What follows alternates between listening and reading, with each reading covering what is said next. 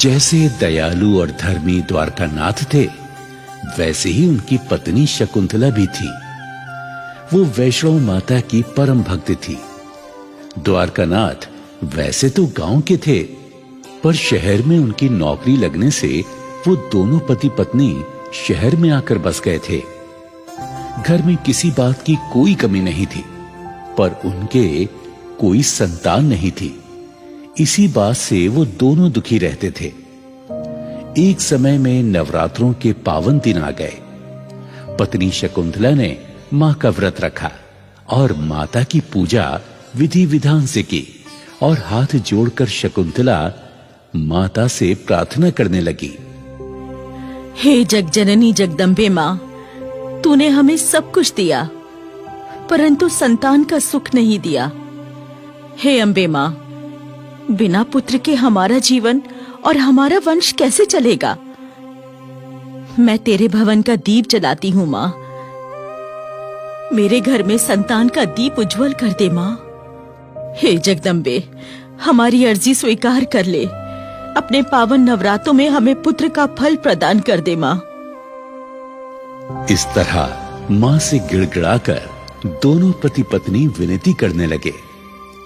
वैष्णव माता का भी दिल पिघल गया और उन्होंने चमत्कार कर दिया। 1 साल के अंदर शकुंतला को एक सुंदर बेटे का सुख प्राप्त हुआ। अरे शकुंतला, भाई हमारा बेटा 2 माह का हो गया। चलो मां के धाम पर चलकर अपने बेटे का मुंडन संस्कार करा लेते हैं। दोनों पति पत्नी मां वैष्णो के मंदिर आते हैं। खुशी खुशी बेटे का मुंडन कराते हैं। माता वैष्णो को भेंट चढ़ाकर मां का शुक्र मनाते हैं। मां की कृपा से द्वारकानाथ के घर में खुशियों की बहार आ गई। बड़े ही लाड प्यार से उन्होंने बच्चे का पालन किया। बेटे का नाम रखा राजीव। प्यार से माता पिता उसे राजू कहकर पुकारते थे। राजू ने बड़ी मेहनत से पढ़ाई पूरी की। एक दिन शकुंतला अपने पति से बोली, सुनते हो जी, हमारा राजू अब जवान हो गया है, क्यों ना इसकी अब शादी कर दी जाए। देखो जी, अब मुझसे घर का कामकाज तो होता नहीं। बहू आ जाएगी तो सारा घर उसे ही सौंप दूंगी। अरे भाग्यवान, अरे उसकी जॉब तो लग जाने दे, शादी तो देखना तुरंत हो जाएगी।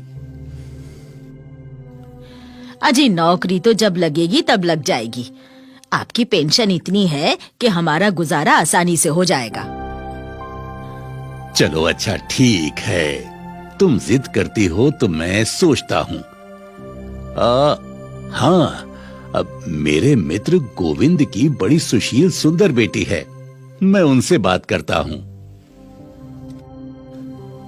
द्वारकानाथ गोविंद जी के यहाँ जाते हैं। जय माता दी गोविंद भाई।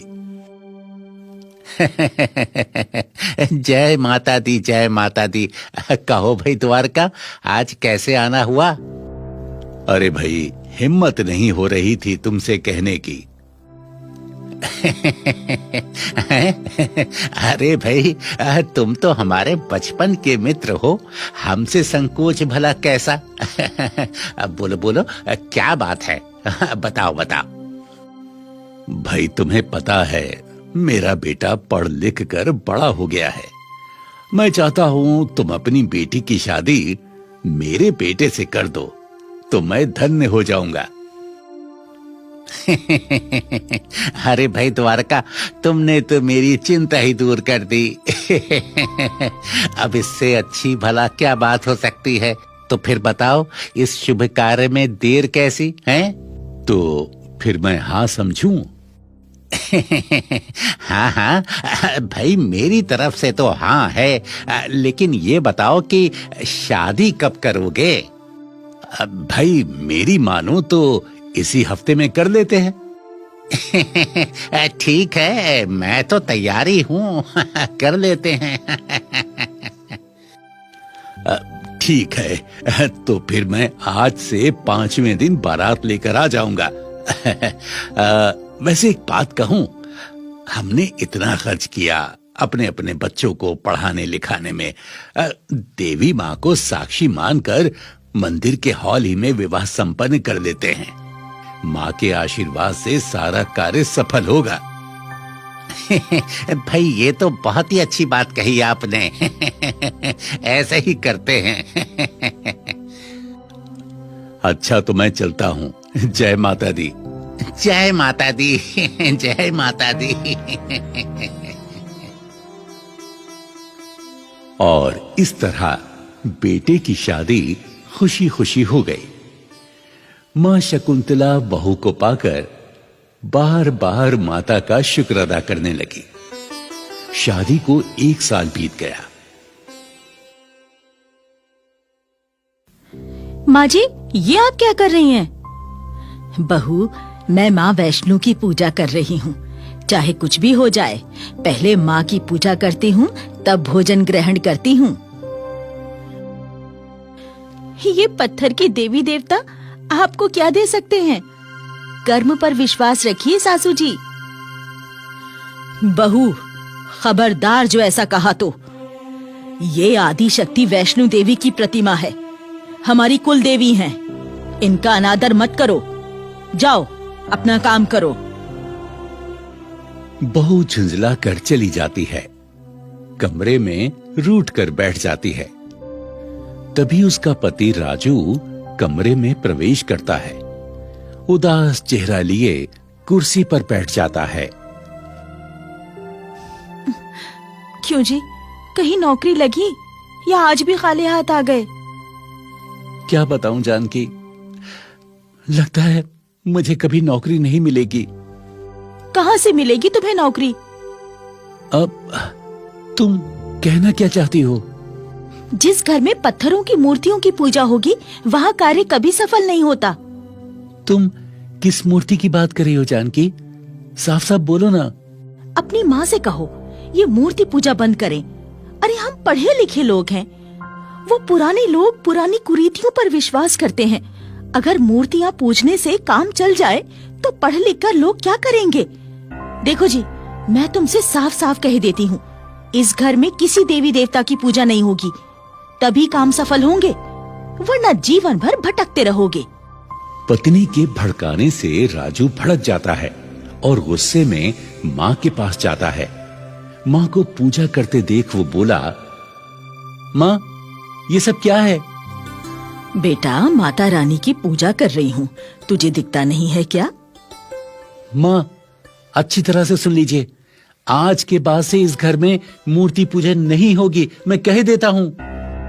बेटा, जिस माँ की कृपा से तेरा जन्म हुआ इस घर में, तो उसी माँ का अपमान करता है। चल, क्षमा मांग माँ से। माता ने मुझे दिया ही क्या है? आज तक मुझे नौकरी भी नहीं मिली। अगर ये माता सच्ची है तो इससे बोलो मेरा कार्य सफल कर दे, मुझे नौकरी मिल जाए। अरे बेटा राजू, भाई क्यों तू अपनी माँ को डांट रहा है, हैं? देखो जी, ये पढ़ लिख कर क्या उपदेश दे रहा है। कहता है माँ की पूजा मत करो। अरे राजू, तेरी अकल क्या घास चरने चली गई है, हैं? जो इस तरह माँ से बात कर रहा है? जिस माँ ने हमें सब कुछ दिया, उसे हम भला कैसे भुला सकते हैं? इस घर में माँ की पूजा कभी बंद नहीं होगी, समझ गया तू? बेटा, लगता है तुझे बहू ने भड़का दिया है। बहू तो नास्तिक है, नास्तिक। तू उसके कहने पर क्यों अधर्मी बन रहा है?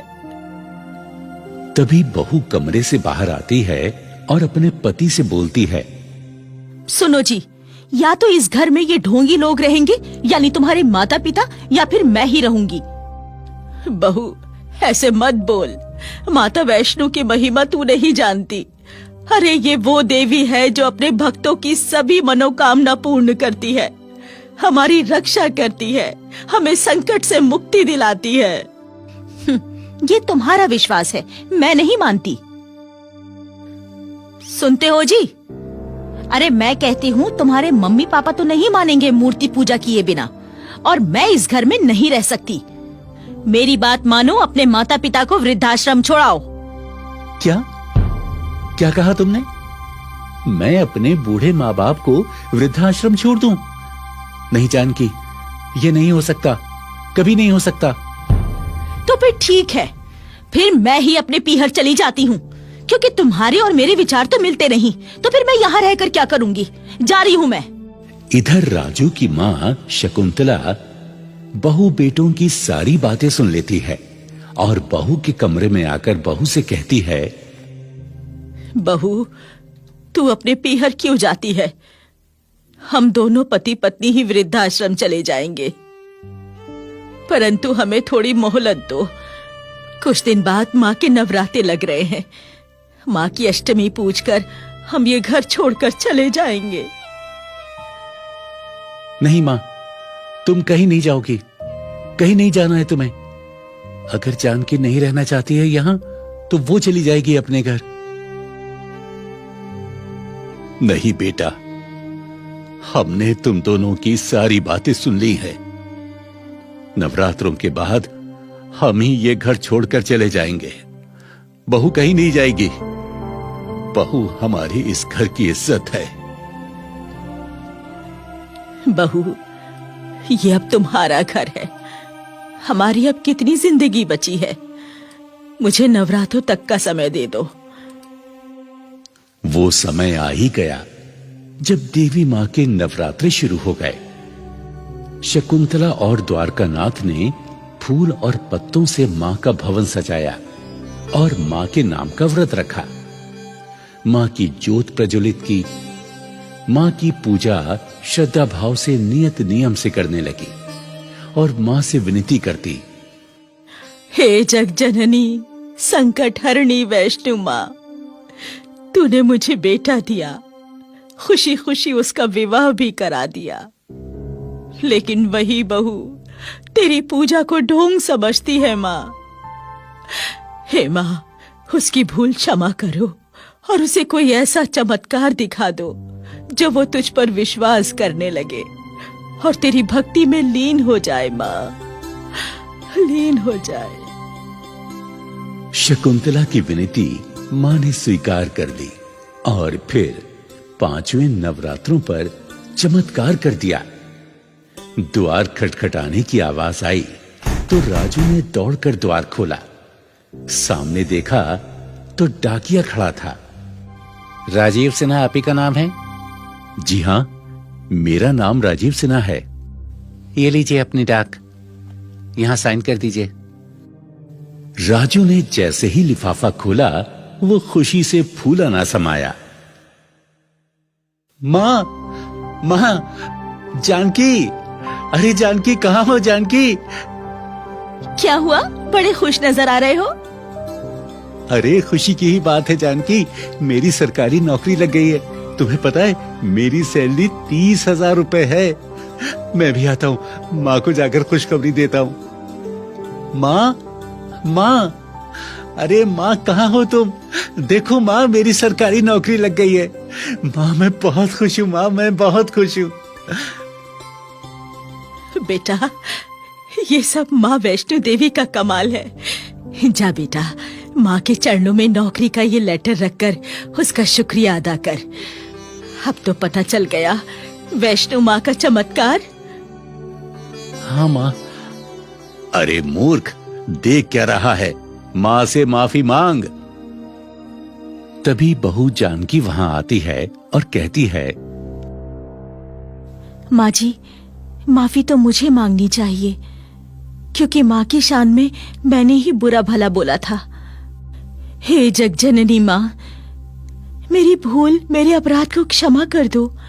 मैंने अपने पति और बूढ़े सास ससुर का अपमान किया माँ, मुझे क्षमा कर दो, मुझे क्षमा कर दो सासू माँ। सासू माँ, आपने मेरी आंखें खोल दी। आपने मुझे दिखा दिया कि वैष्णो माँ की महिमा क्या है।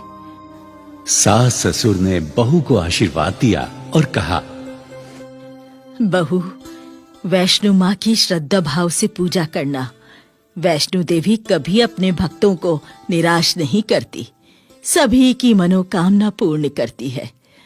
सभी प्रेम से बोलो, जय पहाड़ों वाली, मेहरा वाली, शेरा वाली वैष्णो माँ, तेरी सदा ही जय।